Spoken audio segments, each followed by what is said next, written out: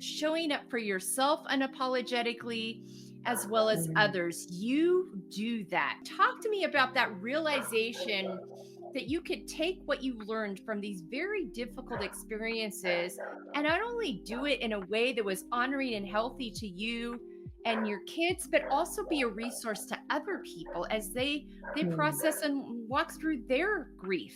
I think it all started in a therapy session. Actually, after Rob Mm. passed away, I sought the help of a positive psychologist, and she really helped me process my emotion, my thought patterns. But there was this pivotal moment, and it was one question where I came to her in a session and I talked to her about this.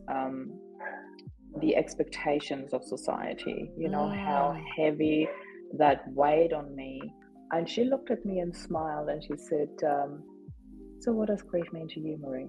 Mm. And I, to my very own biggest surprise, the first word that came up was empowerment. And I said to her, I did not see that coming.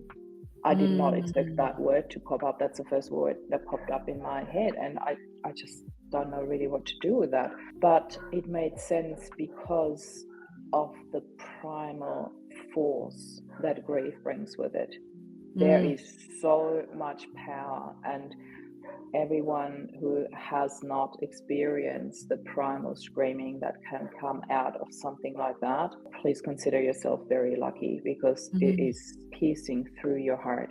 I've been there and my kids have been there, and it is not pretty. And at the same time, there's something cathartic, there's something really helpful. You can use that primal power to rebuild yourself when you tap into that. It Mm. is potent in a really good way. That's when I looked at her and I said, I think I need to write a book about this.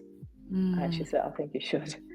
So I wrote a book about it that ranked in the top 100 bestseller list of Amazon Australia, which again blew me away. I had not Mhm. seen any of that coming. And I'm going to wrap this up nicely. This is my bow. I'm going to tie around this beautiful package. Love just wants you to be happy. That's my life force.